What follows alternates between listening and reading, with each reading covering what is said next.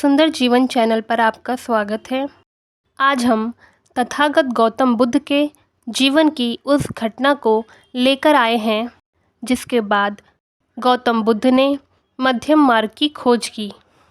गौतम बुद्ध द्वारा मध्यम मार्ग की खोज। गौतम बुद्ध के जीवन की एक महत्वपूर्ण घटना वह है जब उन्होंने घोर तपस्या का मार्ग त्याग कर मध्यम मार्ग की खोज की।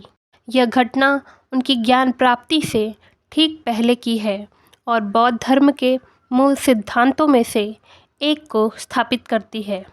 कठोर तपस्या और शरीर की दुर्दशा।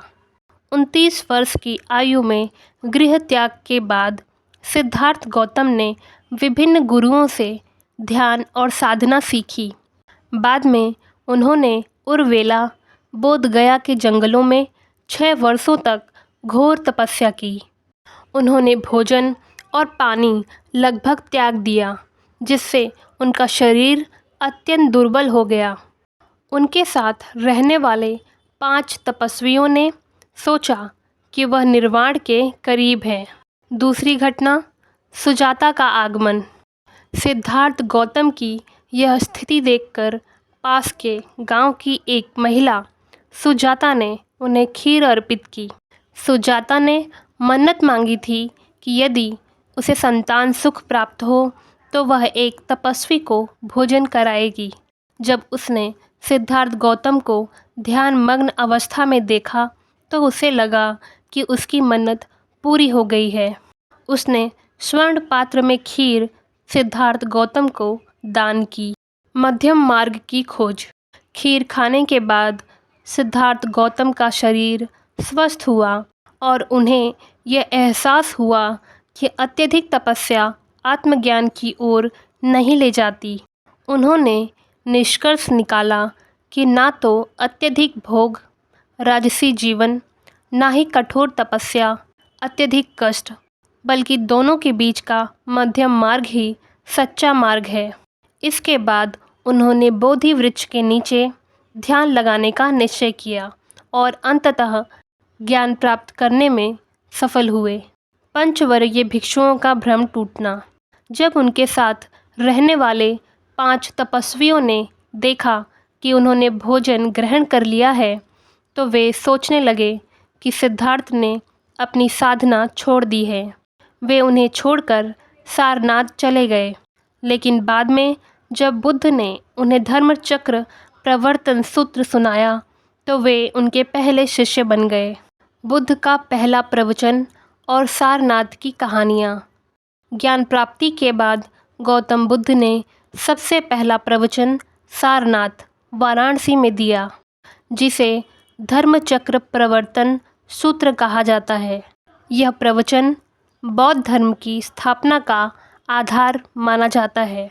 बुद्ध का सारनाथ आगमन। बुद्ध ने बोध गया में ज्ञान प्राप्ति के बाद कुछ समय वहीं बिताया और फिर अपने पहले शिष्यों की खोज में निकले। उन्हें याद आया कि उनके 5 पूर्व साथी पंचवर्गीय भिक्षु जो पहले उनके साथ तपस्या करते थे अब सारनाथ के ऋषिपतन मृगदाय में निवास कर रहे थे। बुद्ध सारनाथ पहुँचे और अपने पूर्व साथियों को उपदेश देने का निश्चय किया। प्रथम उपदेश, धर्मचक्र प्रवर्तन सूत्र। 5 भिक्षु पहले बुद्ध को देखकर संदेह में थे, लेकिन उनकी बातें सुनकर उन्हें सम्मानपूर्वक स्वीकार किया। बुद्ध ने उन्हें मध्यम मार्ग, न कठोर तपस्या न विलासिता अपनाने का उपदेश दिया। बुद्ध ने 4 आर्य सत्य, दुख, दुख का कारण, दुख का निवारण और निवारण का मार्ग तथा अष्टांगिक मार्ग, सम्यक दृष्टि, सम्यक संकल्प, सम्यक वाणी, सम्यक कर्म, सम्यक आजीविका, सम्यक प्रयास, सम्यक स्मृति, सम्यक समाधि का उपदेश दिया। यह प्रवचन सुनकर 5 भिक्षु बुद्ध के पहले शिष्य बने और बौद्ध संघ की स्थापना हुई। यश और उसके मित्रों का दीक्षा ग्रहण करना। सारनाथ में वाराणसी के एक धनी युवक यश ने बुद्ध का प्रवचन सुना और बौद्ध धर्म की दीक्षा ग्रहण की। बाद में यश के 54 मित्रों ने भी बुद्ध के मार्ग को अपनाया, जिससे संघ में 60 शिष्य हो गए। बुद्ध ने इन्हें विभिन्न दिशाओं में धर्म प्रचार के लिए भेजा। सारनाथ में धर्म और संघ की स्थापना। सारनाथ बौद्ध धर्म का पहला केंद्र बन गया। यहाँ धर्म चक्र प्रवर्तन के साथ साथ बौद्ध संघ की स्थापना हुई। कालांतर में सम्राट अशोक ने यहाँ एक भव्य स्तूप और स्तंभ बनवाया, जो आज भी सारनाथ का प्रमुख आकर्षण केंद्र है। सारनाथ का महत्व। यह बौद्ध धर्म के सबसे पवित्र स्थलों में से एक है। यहाँ धर्मराजिका स्तूप, चौखंडी स्तूप और धमेक स्तूप बुद्ध के प्रथम प्रवचन की स्मृति में बनाए गए।